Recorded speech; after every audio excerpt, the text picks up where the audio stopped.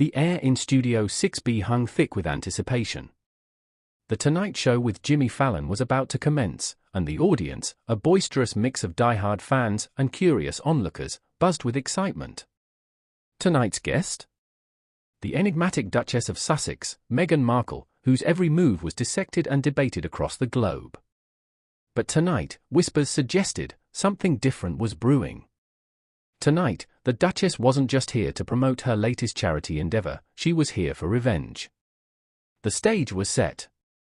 Fallon, ever the affable host, introduced Meghan with his trademark grin. She entered, radiating an aura of serene confidence that belied the storm brewing within. As she settled into the plush guest chair, her eyes, usually twinkling with warmth, held a steely glint. Colin Jost, seated beside her, seemed oblivious, his usual witty banter replaced by a nervous twitch.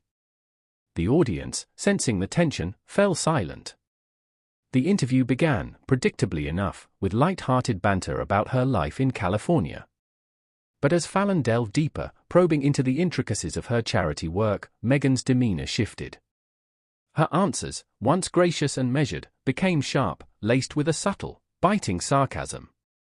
Jost, attempting to interject with his signature deadpan humor, found himself repeatedly rebuffed. "Oh, Colin," she drawled, her voice dripping with disdain, "I'm sure you have many insightful observations about the plight of underprivileged children, but perhaps you should stick to writing jokes about your colleagues." The audience gasped. Jost, visibly flustered, sputtered, "Well, Let me finish," Meghan interrupted, her voice rising. "For years, I've endured your snide remarks, your condescending humor, your attempts to reduce my life to a punchline. You, sir, are a bully. A coward who hides behind a veil of faux wit to mask your insecurities." Jost, speechless, could only stare at her in disbelief.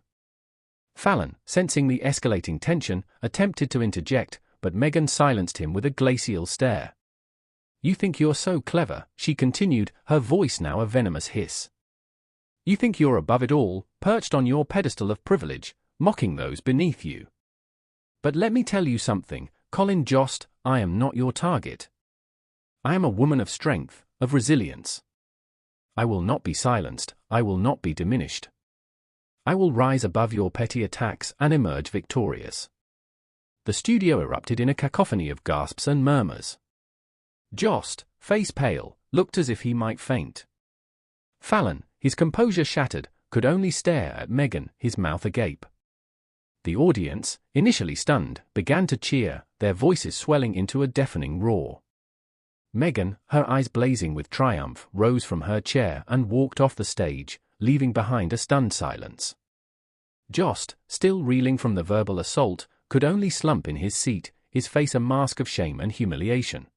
The Tonight Show, once a bastion of light-hearted entertainment, had just witnessed a spectacle of epic proportions. The incident, of course, made headlines the next day.